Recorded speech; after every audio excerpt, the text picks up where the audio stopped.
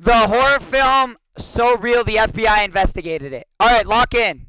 You know, in the 80s, I was obsessed with tracking down weird videos. Just weird videos and weird films we had seen. And one of the films that came to me was a movie called Guinea Pig. And I promptly made a copy crazy. of it. And the FBI said, you need to hand over the original tape.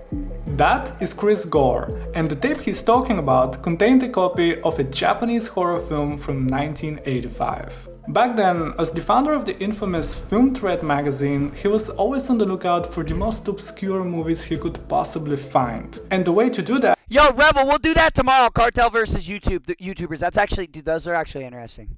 that was to tap into the somewhat underground world of VHS tape trading. We were trading tapes with so many people, and then the thing is they would send me their weird tapes. That's Mr. how we did Vampire? all of this. Those tapes would often contain unauthorized copies of movies from all around the world that were either extremely difficult to find or straight up banned in some countries. The kind of stuff you couldn't just find in your local Blockbuster. And while the majority of the movies were just strange or bizarre, one of them felt different. Yo, Jan, it's the horror film, Japanese horror film that was so bad that the FBI had to investigate it. It's actually looks interesting.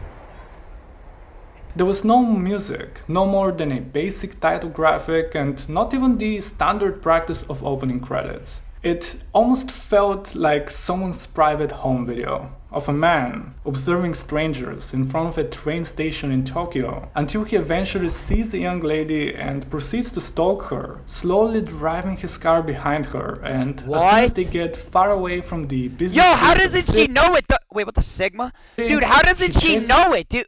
Oh my god. And as soon as they get She probably far does know away it. She's from probably the freaky. busy streets of the city, Why would you walk away the street, shorty? If you seen him following you, turn around. he chases her down and abducts her. The rest of the movie takes place in some What? creepy makeshift slaughterhouse, and since I cannot possibly show you what happens next, instead, I'll give you some context with, let's just say, dramatic reenactment.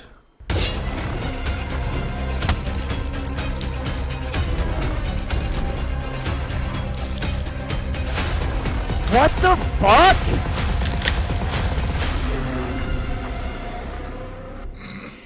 Oh, that's nasty. Yeah, all of that happens, and it is shown in great detail with very intricate close-ups right in your face. Dude, I don't The like point that is, shit. it looked real, so much so that people weren't entirely sure if it was actually fiction or something far more sinister. And one of those people was no other than the actor Charlie Sheen. There are a few different accounts of exactly how it happened, but what we know for a fact is that Charlie Sheen saw this movie, and because of him, the FBI got involved. Well, what happened was they took it very seriously. I'm like, I had all these videos confiscated. Yeah, no shit, I had to be interviewed by the FBI about the. Well, no shit, dude. Why do you have the fucking VHS tape, dude? I don't sleep with the I boo-boo. obtained it. The guy who gave me the video got, investigated, and it was weird. All I did was just make a copy of a tape and give it to Charlie Sheen. They weren't the only ones either. Around the same time, a lawyer in Sweden had found that exact same movie and had also reported it to the police. And over in Britain, a man entering the country with a copy of it had gotten arrested and taken to court because of its possession. No shit. Clearly, everyone Dude, took it's a this snuff film. extremely seriously. And looking back at it now, you might think it's a little bit silly, right? I mean, supposedly it's just a movie. But the thing is that those concerns were not entirely unwarranted. In his 1971 book about Charles Manson, author Ed Sanders included an interview with a member of his Dude, this guy's a fucking freak, dude. What?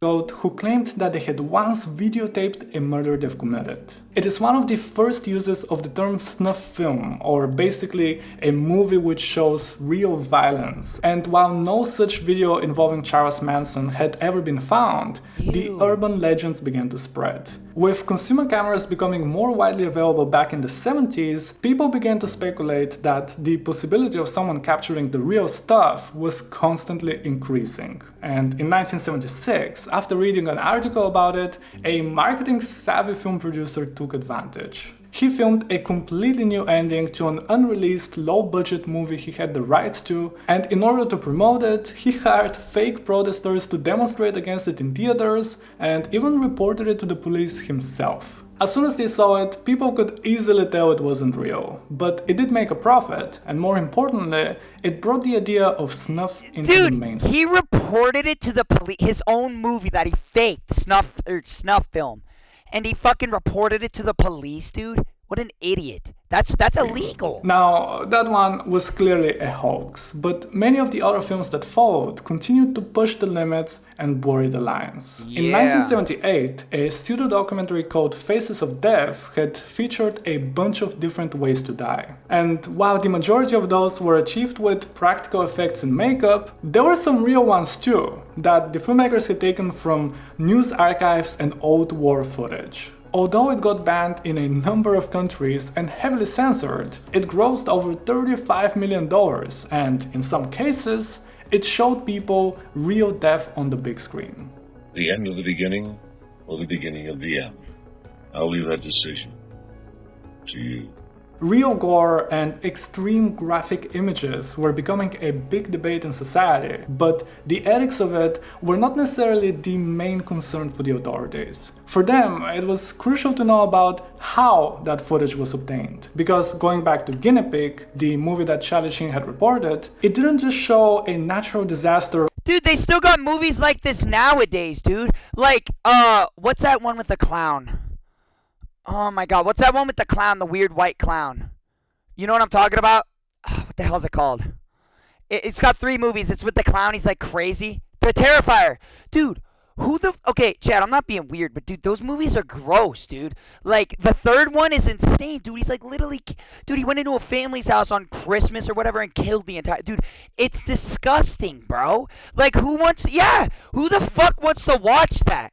Like, dude, that shit should be, like, illegal. Like, dude, I get it, like, with, like, Michael Myers and shit like that. But, dude, this shit is fucked. And, dude, it's getting fucking shown to children, dude. The Terrifier is in Fortnite. Do you understand? Dude, a lot of the violence that happens in the world is because the world allows people to see it. Come on. Let's be for fucking real, man. Or unfortunate accident. The intro, yeah, it was insane. I watched the intro and it clicked off. It was but disgusting. A very premeditated and vicious crime. Charlie was so shocked upon watching this film. He was so taken aback, he thought he had witnessed an actual murder.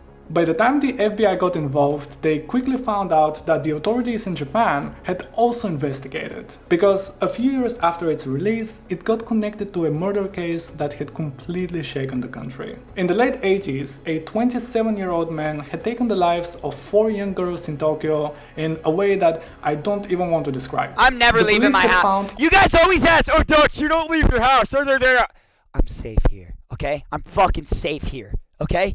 Nobody's gonna hurt me. Nobody's nothing. I live in a nice town. Everybody likes everybody. I like my place. I hate going out. I don't like it. That's why. I'm scared of this shit. Okay? Almost 6,000 videotapes in his room, and among the many slasher and snuff films was Guinea Pig. Because of how brutal his crimes were, there was a huge public outrage, and many blamed this kind of movies for encouraging and inspiring him. Yes! As a result, Thank the you! movie was taken off the shelves. So with all the controversy surrounding it and multiple investigations from all around the world, the main question remains: was it snuff or fiction? If it was fiction, all this this guy's hellish, crazy. He was good. Unhealthy, violent activity, our kids are seeing this and thinking it's normal. To find the answer, we need to go back to 1985. That's why all this violence happens. Around that time in Japan, the straight-to-video market had experienced a rapid growth. As a result of the increased popularity of VHS tapes that people could just buy directly, smaller filmmakers were able to produce low-budget movies with almost no censorship and significantly less restrictions compared to theatrical releases. That allowed directors to push the boundaries a lot, and considering that horror as a genre was already huge in Japan, they certainly did. So, inspired by all this, a young producer would set on to create something that would push the envelope even further. And just like that, the Guinea Pig series was born. The first one, Devil's Experiment, he directed himself, and a text in the beginning claimed that it is a real found footage. There were no credits, no title, and nothing that would break the illusion. Oh my god, I think I All just that was shit my shown pants. was basically someone being tortured for 40 minutes. Wait, hold on. I actually do think I just shit my pants. Holy shit, wait. Oh my god.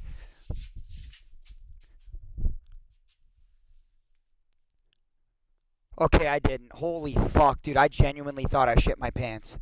Oh my god. No, I'm dead serious. I honestly did, dude. I farted. I thought I shit my pants. My bad. Alright, let's go. Great, and the whole shtick about it being authentic worked. The movie did really well on the VHS rental market, so naturally, it was time for part 2, the one that Charlie Sheen had seen, Flower of Flesh and Blood. For this one, however, he got the help of the prominent manga artist Hideshi Hino. Sometimes referred to as the king of horror manga, Hideshi Hino had built a reputation for his deeply unsettling, grotesque, and borderline terrifying images. This was going to be his very first movie as a director, an entirely new creative medium to him that he wanted to bring a certain level of artistry to. He wanted to elevate it, so instead of it just being straight up gore, he incorporated a tiny bit of narrative. Something that might have gotten lost in translation, because in the very beginning, he lays out the premise that a crazy fan of his horror manga had gotten inspired from it and committed this heinous crime, and had sent him a package with photos, videos, and a letter describing it in great detail. But it was so graphic that he couldn't show it to us, so instead, what we're seeing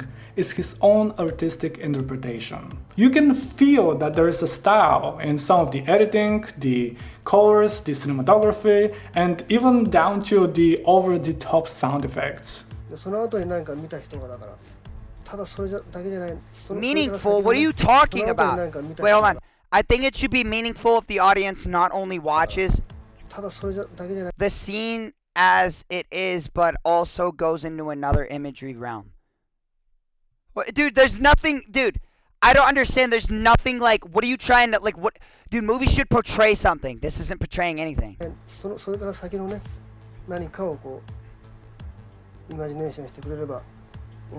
That's the aim of Flower of the As Flesh opposed Blood. to everyone else, Hideshi Hino This guy's had a never psycho! claimed that what was shown was... As opposed to everyone else, Hideshi Hino had never claimed that what was shown was real, but he had done such a good job at making it look convincing that to some people, it was.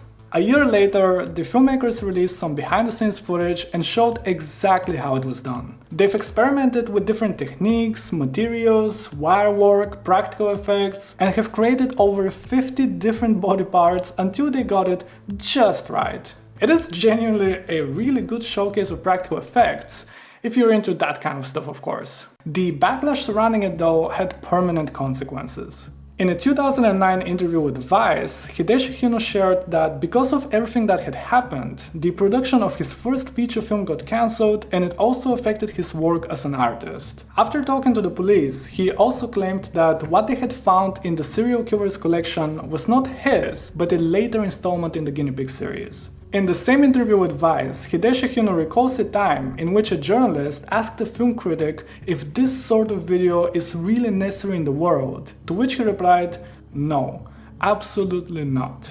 And it got me thinking. As I was researching the story, I kept asking myself, what is it exactly that draws us into this kind of extreme horror?